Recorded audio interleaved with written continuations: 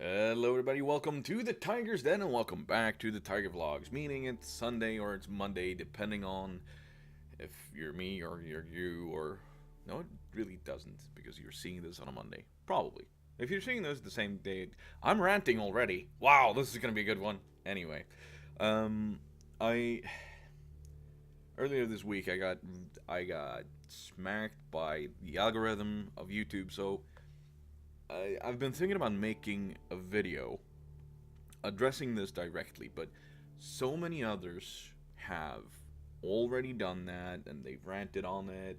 Some have made good points, some have made bad points, as probably I would have. But what I want to bring up really quickly is if anybody from YouTube is watching this, please contact me. I have an idea I sincerely believe in would benefit both creators, big and small. It would benefit YouTube as a company, and it would benefit the people wanting to have their ads on YouTube. So, if if any big profiles out there are watching that maybe have some sort of contact within YouTube, please get in touch with me and let's have a talk, because I sincerely believe in this. I do. But yes, enough about that. What I want to talk about you today is something we went over in the classes over the last few days, or more specifically on Thursday and Friday. We had this wonderful lady and teaching us about goal mapping. And the reason why I think she's probably one of the best people to ever talk about goal mapping is because she's had a long life filled with anxiety. She's still troubled by anxiety, but by using goal mapping as a structure, as a system, she's been able to go from having those daily anxieties and almost feeling like she doesn't even belong in life to being massively successful. So I just want to go over a few things that it really made me think. It really made me ponder my own life and my own situation. And shortly explained, goal mapping is a tool. It's a tool to... How did she put it? It's common sense put into system. And, well, you'd think that common sense is common from the name, but no. It's a freaking superpower these days. But she brought up a lot of really good points. And she did that in a few different ways. But first and foremost, what she did was she had a performance of sorts, bringing up Henrik Ibsen's Vill Anden. That I'm gonna look that up right now, what it is in English, because Henrik Ibsen, fairly known playwright from Norway, and apparently I think it is every third minute, he one of his plays is being played around the world or has a premiere. Well, yeah, The Wild Duck, which was from her interpretation and the way she talked about it, it all of a sudden turned my view of Henrik Ibsen around as a person. Not as a person, but rather due to him being Norwegian, a lot of us got him forced down our throats during the first 10 years of our life in school, which is not a good way of doing anything. But now, at the age of 32, almost 33, I've I've had a completely new way of respecting and viewing him as a writer and what he's trying to achieve. Thanks to this wonderful lady. Her name, Tone Dittriksson. Painter, and just all around awesome. There are a few points that she struck on, not only with goal mapping, but with her interpretation of this play, that it made me think back. It made me think back enough to kind of go, shit, yeah, okay, I need to fix this. And of course, you can't really fix anything in the past, but at least you can use that knowledge to kind of prepare for what's coming up. And one of the first things she said about this play was that she took responsibility for her own interpretation of it. And I think that's the first and foremost really important lesson you can have towards anything, really. If you're in a conversation with your boyfriend or girlfriend, if you're in a conversation with anybody, you start interpreting what they're saying from your own point in life, your own point of view. So if you feel that anything is not clear enough, well, you're responsible for trying to clear that up, or asking to get clearance or clarification on it. So if you're ever unsure about anything, don't just stand there and nod or go. Ask a simple question that you feel would clarify whatever it is unsure. For instance, if you're interviewing for a job, or you're trying to apply for a job, and the not the application, but the posting of it is so vague, you have no idea what's going on in it. You have no idea what they're trying to do, or what they want you to do, or whatever. Call them. Ask, what's going on here? What is the exact task? If they're still not answering, well then, word it differently. What's a day-to-day job? How do you do the job? You know, it might be stupid to some, but if you need that clarification, it doesn't mean you're stupid. It just means the way they've worded doesn't reflect well on your point of view. Keeping that in mind and walking on in life, the way you enter somebody's life and the way you reflect upon them is so important, especially around children. Like, for me, at 32, to talk to somebody who is way younger, I need to know or be aware that they do not have the same basis of viewing life as me. So something that gets me down might not get them down. So reacting to certain situations and just forcing my way of being onto them,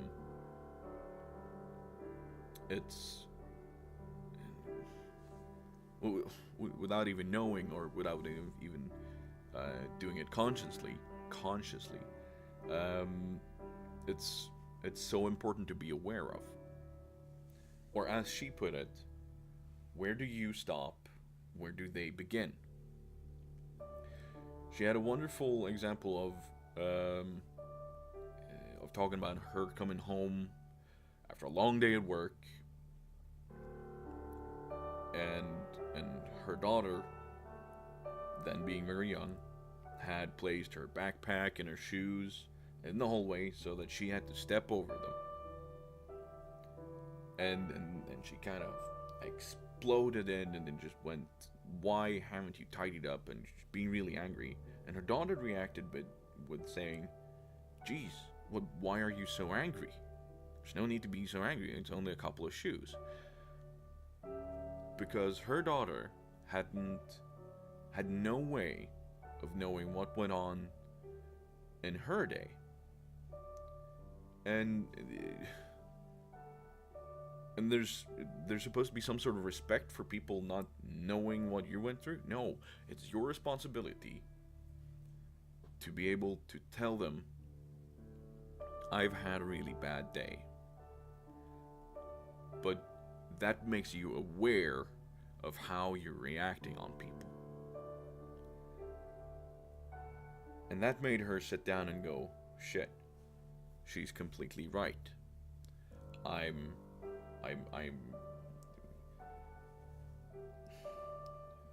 what's it called? I'm reflecting. I'm portraying, you might say, or yeah. I'm kind of forcing my own life onto somebody else. Projecting, I think the word is. So you have to be aware of what kind of effect you have on others.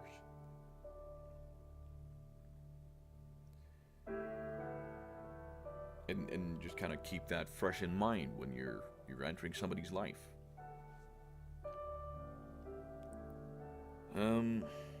She also talked about something that has been well known for many years, of course, but routines and habits. They take about 3 weeks to change, but they require another 6 weeks to keep them. So, for instance, going from not working out at all to then being able to work out, let's say every 3 days a week. Okay, that's gonna give you about 3 weeks, and then another 6 weeks to keep it going, and then having that as a usual habit that will be hard to break.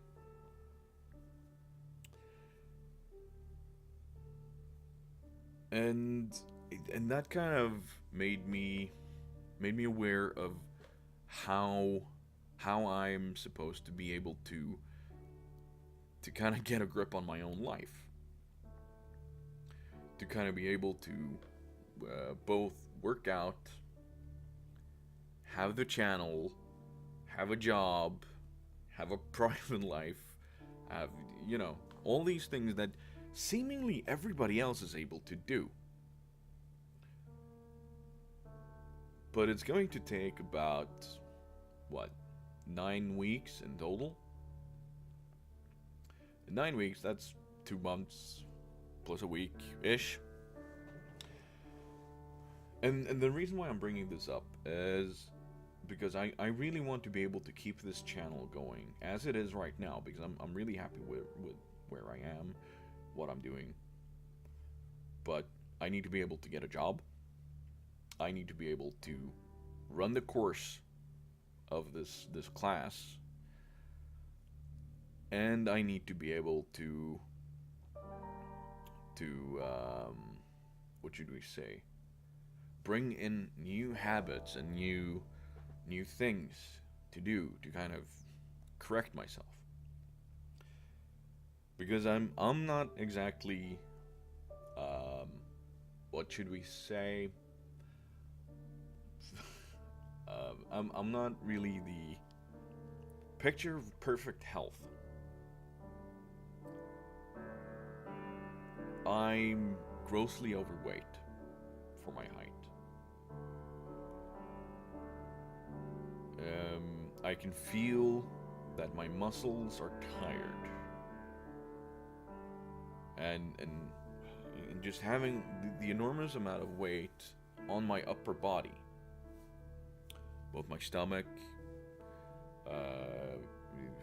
my man boobs, because yes, I do have man boobs, quite big ones, always had, and I can feel them laboring my breathing and being part of why I snore, being part of why I struggle with any sort of cardio. And the reason why I'm telling you this is because I want to be, well, first and foremost, happy with my own health. Being happy with my own health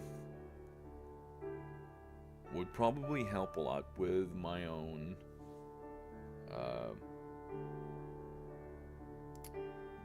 self-confidence. It would help with the way I view myself. And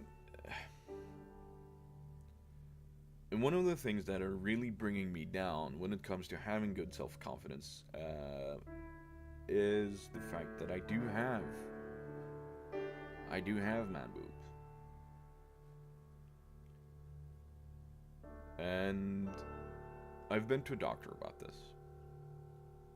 And it took me about, what? I think I was 29 when I did it.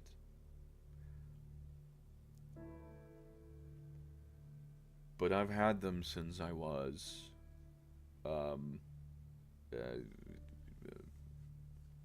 13. 12, 13. They've always been there.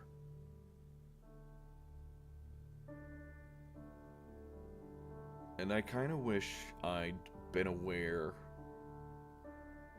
that there are surgeries you can have to remove them. Because I had them while I was far thinner than now, you know. I can show you, I could show you my driver's license if I found it, but to the few people who have seen it, they don't believe it's me, and I can understand why. At the moment of the picture in my driver's license, I weighed 72 kilos. I'm now 128.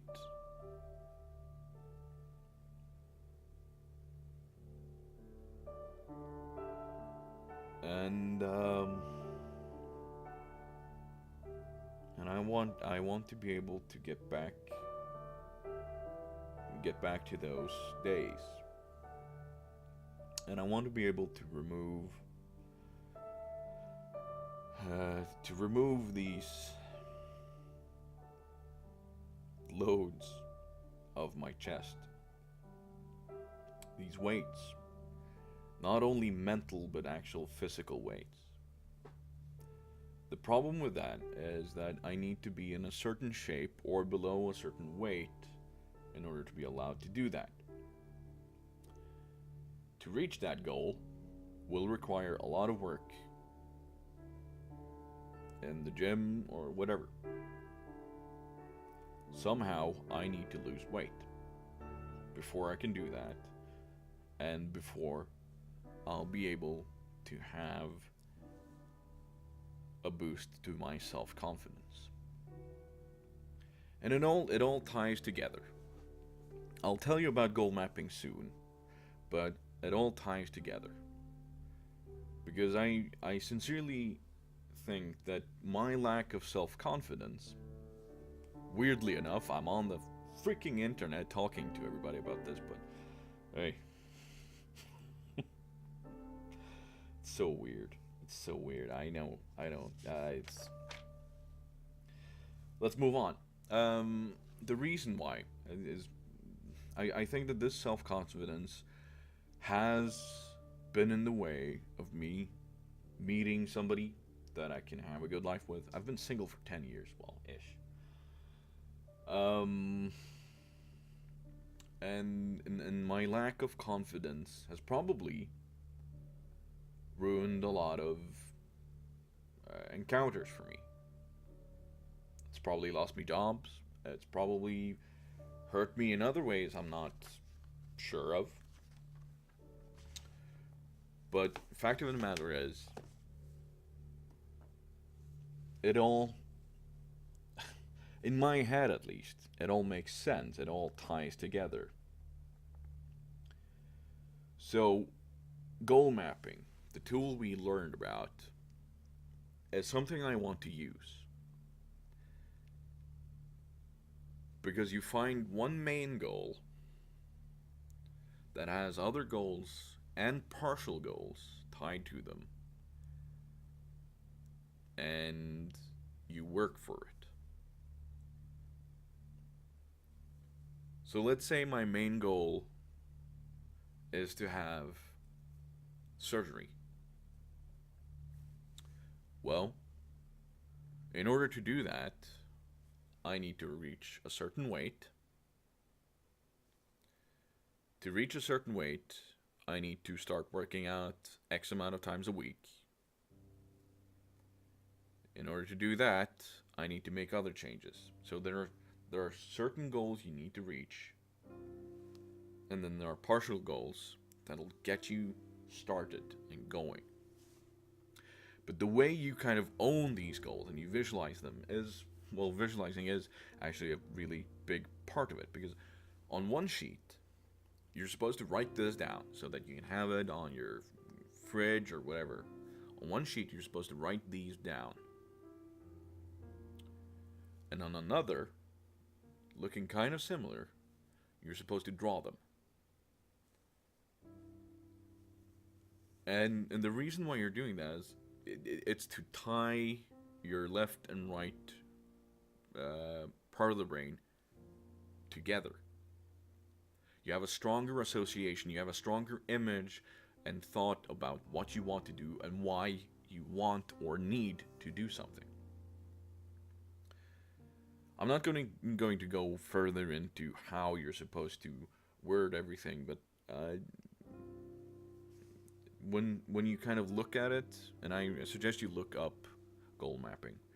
When you kind of look at it and you go, holy shit, and when you start doing these and drawing them, they feel so much more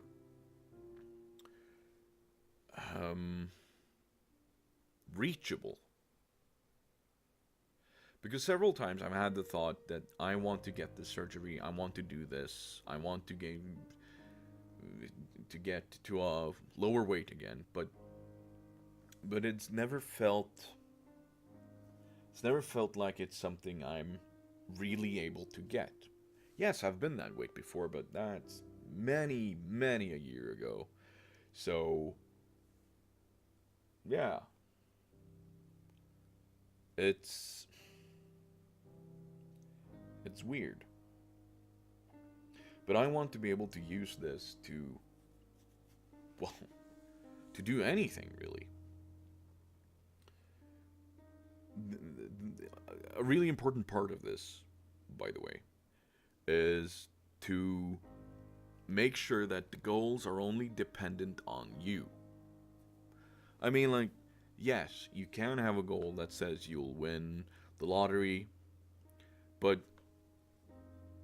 then you have to be really, really aware that the end goal might not be obtainable because the last bit that you need, it's not tied to something you can do.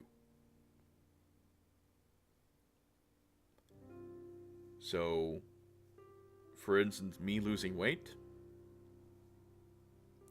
that should be my main goal. Not necessarily having the surgery, because there could be other things that come in the way that isn't part of my control. It isn't part of something I can do anything about. So I shouldn't worry about it. So yeah, another really important part that we've learned over the last 2 weeks, not only last 2 days of this week, but is it's always important when you set yourself a goal, when you set yourself something that you're supposed to obtain,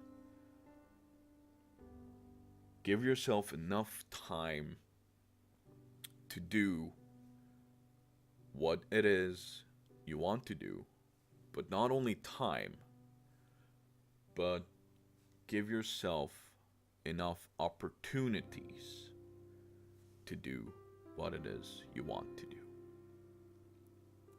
So, ladies and gentlemen, I'm announcing this right now. My goal is to lose weight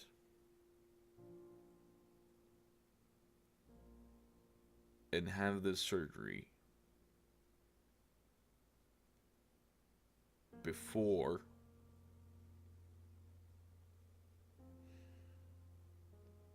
I turn 35. And you might say that's a long-term goal, but yes, it's also a realistic goal. If it happens before that, wonderful.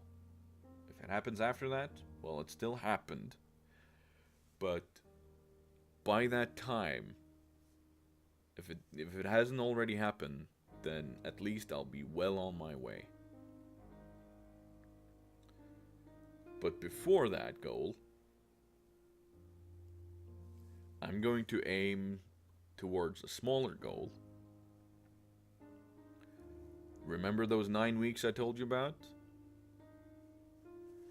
Within 9 weeks, I'm going to set myself a habit of going to the gym 3 days a week.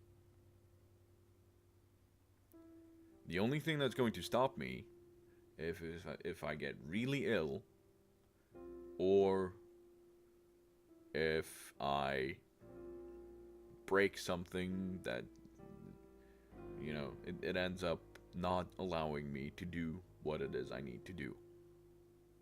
But in some way, shape, or form, I'm going to work out at least 3 days a week. And you can hold me to that. 9 weeks. Let's see. What date is it today, and where will we end up in 9 weeks? So it's the 15th of October today. That's 1, that's 2.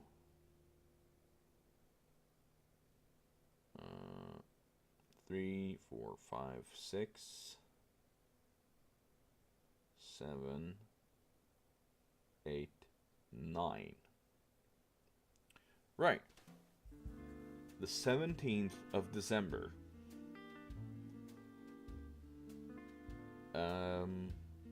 By that time, I'm going to have the habit of going to the gym or working out 3 days a week.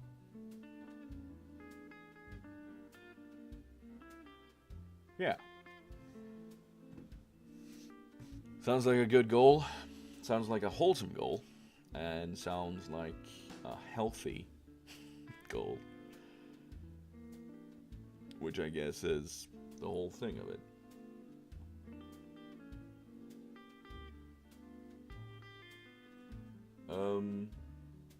I also have another idea that I want to pitch to you guys.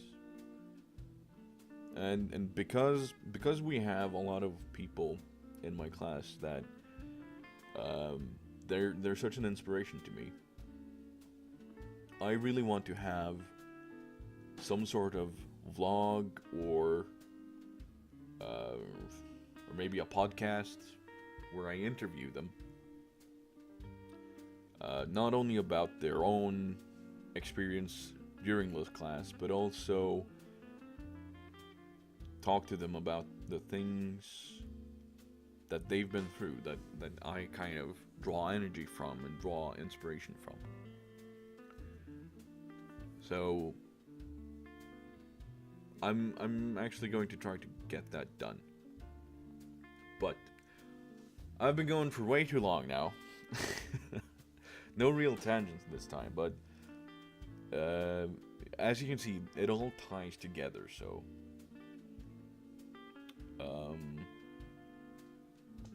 yeah. Let's get this done. Thank you so much for listening to me rant for about half an hour. Hope you'll consider leaving a like and a comment. But the most important thing, as always, keep wild, stay free, and I'll see you guys in the next one.